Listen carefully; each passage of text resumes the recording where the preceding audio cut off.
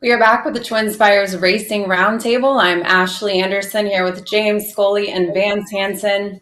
It's been a whirlwind 3 weeks. We've been on the road with twinspires, and James and I were at Colonial Downs 2 weeks back, and then I was at Woodbine this past weekend. Now, James, Saratoga this weekend. Very busy. Yeah, I'm excited to get up there and see the Travers. Should be dynamite this weekend. We'll be talking about the Travers card as well as the Alabama, the Del Mar Oaks, and what else caught our eye from the weekend. And Vance, I'll start things off with you. Over the weekend, we had Power Squeeze win the Alabama and Iscreamuscream win the Del Mar Oaks. What were your takeaways from those races? Well, the Alabama was basically a consolation prize for some of the better 3-year-old fillies not named Torpedo Anna. But it still turned out to be a very exciting race. As you mentioned, Power Squeeze was the winner, narrowly notching her third graded win of the season over Candied. And this followed two previous graded scores in the Gulfstream Park Oaks and then a nose victory in the Delaware Oaks. So Power Squeeze has shown to be a very dependable filly in tight finishes like this and at Delaware Park last time. And I think trainer Jorge Delgado has done really right by her this season. He basically took the hint after decisive losses to Torpedo Anna in the Kentucky Oaks and Acorn that she wasn't really a match for that rival, but that there are plenty of other lucrative and prestigious races that she can run in and win. So broader picture, I don't think Power Squeezes or Candied stock rose substantially as far as making them major Breeders' Cup Distaff contenders is concerned, but I think both of them project to be faster and stronger 4-year-olds next year. As far as the Del Mar Oaks, I'm taking nothing away from the undefeated winner Iscreamuscream, but I don't think we saw the very best from 6-5 favorite Whiskey Decision. I noted that filly previously in the roundtable after watching her win her first two starts on the turf quite brilliantly in an allowance at Churchill and in the Christiana Stakes at Delaware. Whiskey Decision proved a bit impatient when making a premature move to the lead down the backside, and she was basically finished by the quarter pole. So I don't think these two are going to meet again the rest of the season, but I do expect Whiskey Decision to make a better show of it wherever she ends up next time, James. Yeah, I'll focus on Power Squeeze. I'll echo some of the same points. I thought that was a courageous win on her part, edging. I mean, she got dismissed at 6-1, essentially overlooked at 6-1. Power Squeeze did. Candied was the 7-5 or 8-5 favorite, and like you said, Vance, Power Squeeze's only losses this year have come at the hands of Torpedo Anna. And when she captured the Delaware Oaks in July in her previous start, she beat odds-on Sidamara in there and did it very courageously by a nose. I mean, this filly is now won 2 races in a row in head-bobbing finishes where she's come out on the right side of it. And Delgado talked about her. Essentially, she knows where the wire is, and she will put it all on the line to win these races when they're tight. But Delgado had said after the Delaware Oaks, when they asked him what's next, he said, we're going to Alabama only if Torpedo Anna's not in there. If she's running in that race, we're going to go someplace else because, like Vance referenced, they don't want any part of her. They don't want any part of the presumed 3-year-old filly champion. But Power Squeeze is 5 for 5 this year in races that didn't have Torpedo Anna, and all 5 of them are stakes victories. And in this era where you have a filly who's competing, I mean, she's made 3 of her last 4 starts in Grade 1 events, to record 5 wins already in the same season by the middle of August is pretty good. You got to give her credit for winning all these stakes races this year. She's going to be the horse to beat in the cotillion because Torpedo Anna won't, wheel back on a 3-week rest for that race. And, I just got to give her credit for taking advantage of every opportunity when she didn't have to face Torpedo Anna this season. As far as Candy goes, she gets knocked sideways. We could see it a little bit where this, or we just missed it. But basically, the pace setter in this race runs out of gas in upper stretch and starts drifting out, causing this chain reaction, which knocked Candy off course a little bit. but she still came up short in the end on the wire. And Candy was a Grade 1 winner last year who ran a close third in the Breeders' Cup Juvenile Fillies, and a lot was more was expected of her at age 3, and she has dropped all 3 graded stakes attempts this year. So she does have a stakes win, a listed stakes win in Lady Secret, but she's got to do better moving forward. I would think that she still has plenty of opportunities. They'd run a filly like her at age 4, but it's been a little bit of a disappointing season, I think, for Power Squeeze, Ashley. I mean, I'm sorry, for Candied. It's been a little bit of a disappointing season for Candied, Ashley. I agree. That was my future wager in the Oaks. Was hoping she'd make the field, but just can't seem to get a graded stakes victory in her 3-year-old season so far. As for Power Squeeze, I'll focus on Power Squeeze as well. Has won 6 of her last 8 starts and has not been favored in any of those starts. And as you mentioned, with no Torpedo Anna in the cotillion, fully expect we'll see her finally be a post-time favorite after continuing to defy the odds. I was a little surprised she was the 4th choice in this race. And Jorge Delgado said, I hope they keep rolling against her because she's going to keep winning. He also got his first Grade 1 victory with this race as well. So congrats to him and congrats to Power Squeeze. I felt like when I saw her in the field, I thought to myself, she's probably going to do it again. We're going to overlook her and she's going to do it again. So there you have it. Well, let's move over to what else caught your eye from the weekend. So James, what was that for you? Well, I'll mention 2 horses. I'll start with Subsanador. He was an Argentinian. He was a 2-year-old champ in Argentina. He one thing about him is in Argentina, Subsanador never ran at a distance beyond a mile and a 16th. But he shipped over to Richard Mandela for the 2024, or shipped up from Argentina to Richard Mandela for the 2024 season.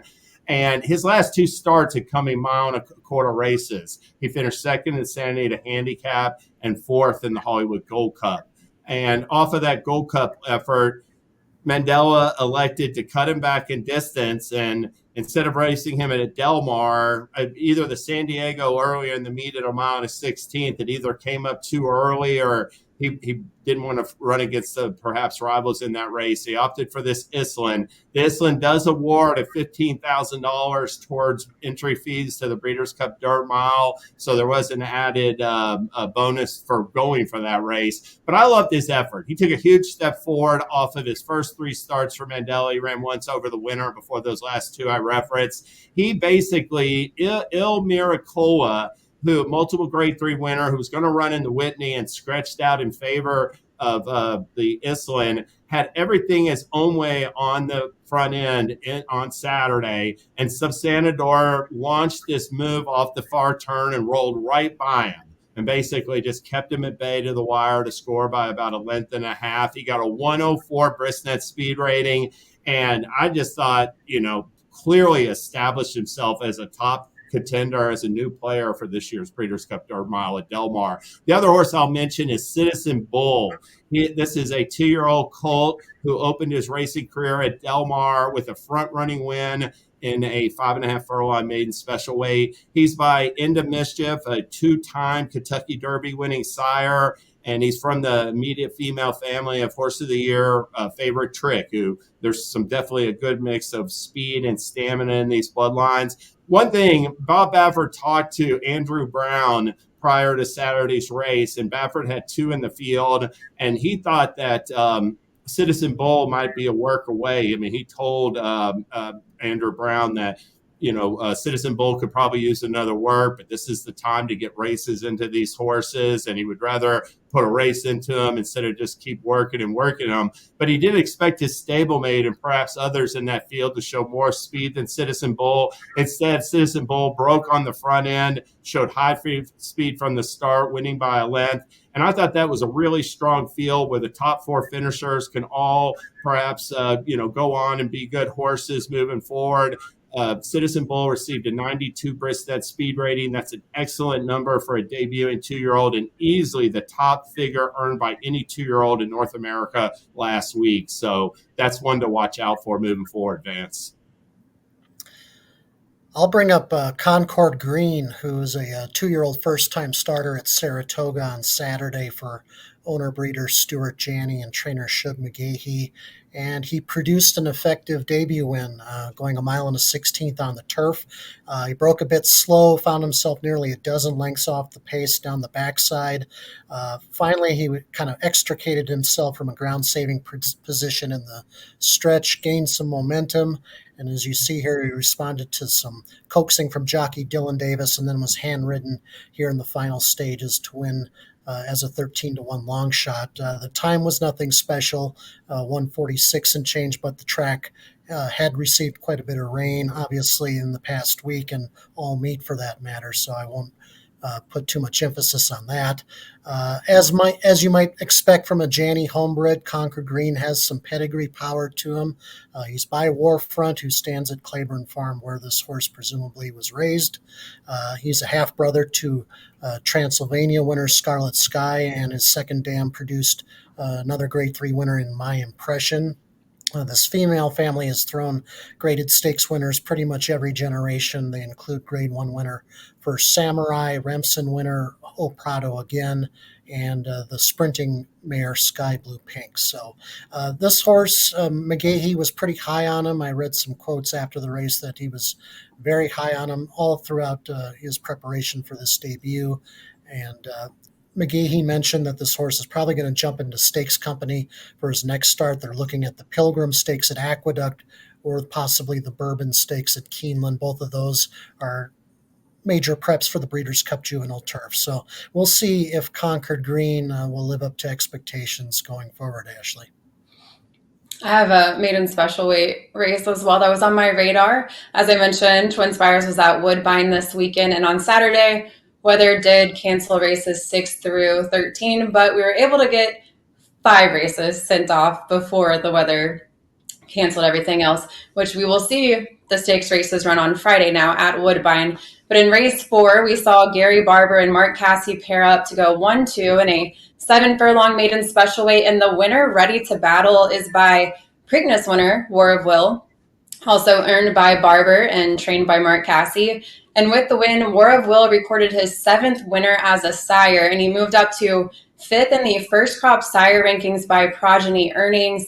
He also got a winner with She's Got Will, who won on debut on Thursday at Saratoga on the turf. And we're following first crop sires, but I don't think any of us picked War of Will. So I guess we kind of overlooked him as a sire, but we've got some good ones too. Complexity of Acoma, obviously, but War of Will doing very well now as a stallion. So that was exciting to see. And I got to talk to Gary Barber after the win, as well as Mark Casse, Kevin Attard. And we actually have a clip from Kevin Attard. He has 4 in the King's Plate field, as I mentioned again, racing on Friday now because of the postponement with the weather. So let's take a look.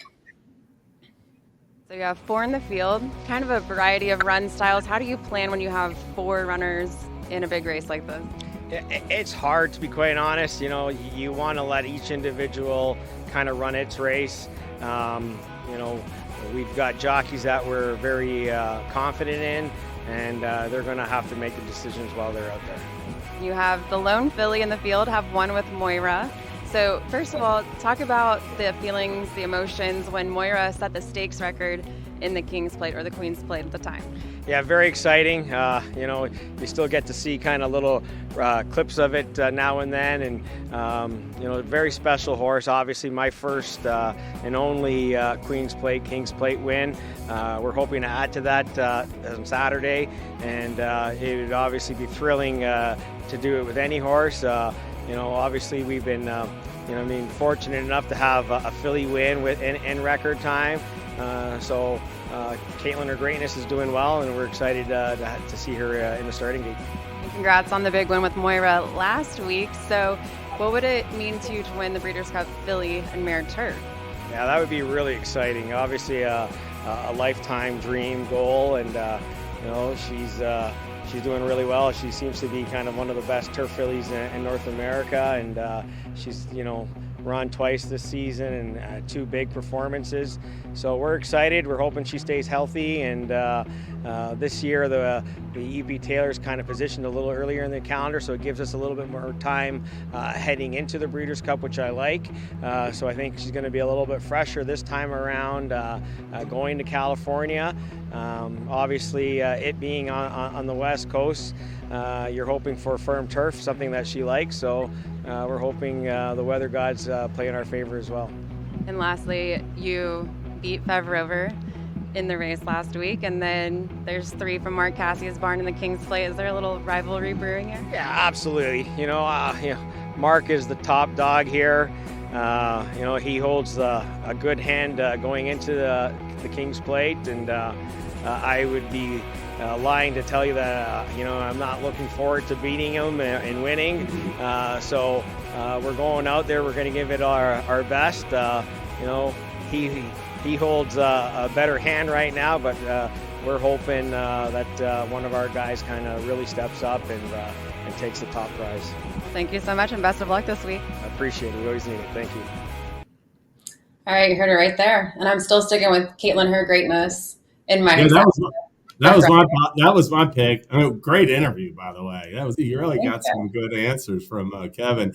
And you mentioned War of Will. He had a horse in the race, one of the Catch a Glimpse stakes. There was a War of Will in there for Cassie that I liked. So I think Vacoma and Complexity, they just got off such a brilliant start to stud this summer that they sort of took away, the fact that the real racing gets going in the fall. That's when things really sort of get serious for these 2-year-olds, late summer and into the fall. And we've already seen McKenzie starting to come along. War of Will starting to come along. Game Winner has a really nice 2-year-old out there. And I wouldn't be surprised to see Authentic get some winners as well. So, I like Caitlin, her greatness also. Friday and Saturday are going to be so stakes packed. They put these Woodbine stakes. There's going to be Charlestown on Friday, a bunch of stakes races, good horses, Personal Ensign, and then, of course, that Blockbuster card on Saturday. And I wanted to mention we still have our 15% profit boost for Woodbine on Friday at twinspires. Plus, we have free Bristnet Pass performances. So head to bristnet.com and, of course, twinspires.com or the app to opt into that promo. And now let's talk the big Travers Day card. So let's see here. Who do I want to go with? James, since you'll be at the Travers, tell me, what are you looking forward to? Well, Torpedo Anna has shown her tractability this season.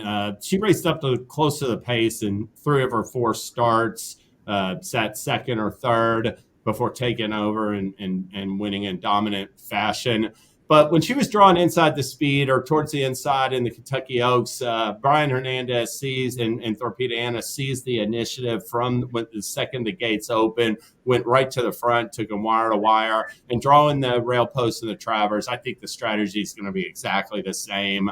I think she's going to be the one to catch. And, this is a filly that if you look at her numbers, whether it's speed ratings, I use the Bristnet speed ratings, but I've looked at the Thorograft and other performance indexes, and her numbers are just a little bit lower than like Fierceness, Sierra Leone, especially Sierra Leone and Dornick, and as well as Fierceness. But I would say that, she just hasn't been really tested this year. I think she's got more to offer. I think this is her first big major engagement, and I think she's going to show up with a career best performance. And now she has to negotiate the 1.25 mile distance, but if she handles that 10 furlong trip, I think she's leading wire to wire in the Travers. And I'll mention one other course on the undercard, since I won't be on the jury Thursday. Cagliostro. I love this horse cutting back to 7 furlongs. I think he's going to be a one-turn, really accomplished performer. He's following the same path as Cody's Wish 2 years ago, where he was running in all these route races.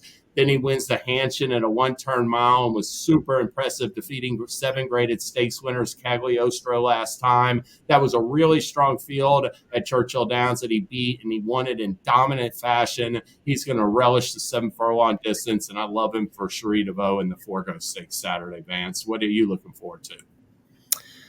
Well, I'm looking forward to seeing how a lot of these races this weekend will impact not only the Eclipse Award races, but also I'm sure some of them will determine some of the future favorites for the Breeders' Cup races at Del Mar. We start on Friday in the personal ensign. We'll have a rematch between Idiomatic and Randomized. That should clarify the leader among the older dirt females and possibly produce the distaff favorite. The Travers on Saturday, obviously, will finally get a clear-cut leader among the 3-year-old colts, hopefully, knock on wood. We've got Dornock, Sierra Leone, and Fierceness in that 3-way battle. On the undercard, the intended ballerina handicap showdown between Vava and Sweet Azteca won't happen, unfortunately. The connections of Sweet Azteca chose to stay at Del Mar this weekend to run in the Rancho Bernardo, but the ballerina will still be a race to watch with Vava, a solid choice in there.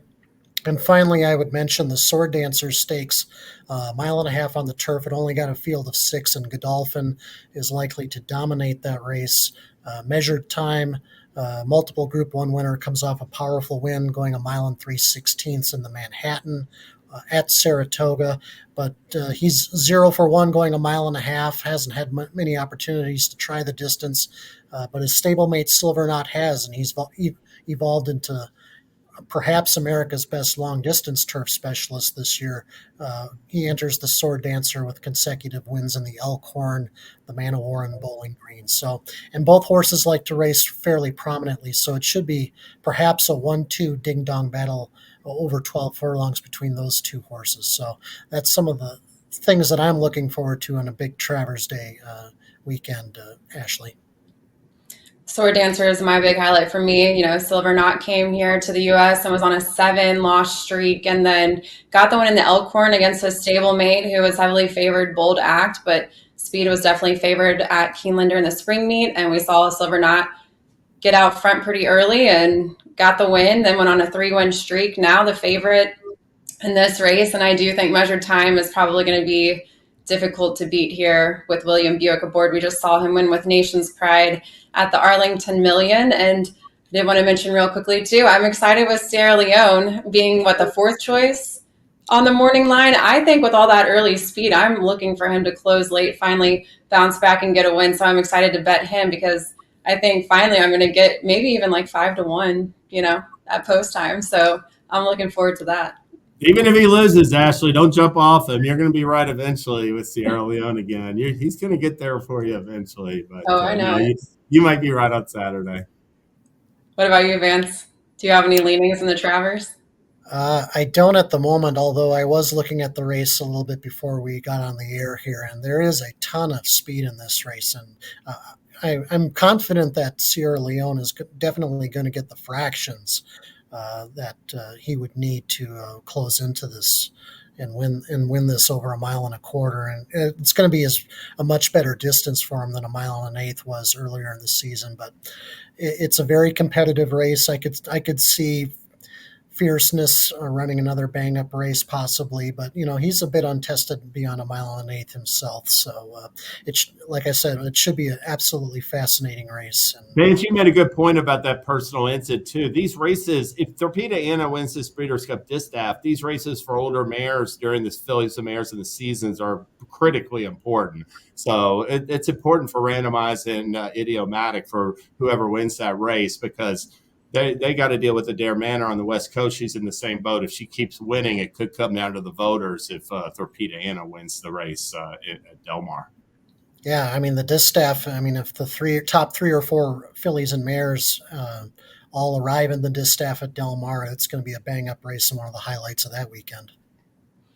All right, well, it's going to be exciting. That's all the time we have for the Racing Roundtable. James, enjoy Saratoga. Thank you, Ashley. We'll be back next Tuesday with more recaps. We'll see you next time.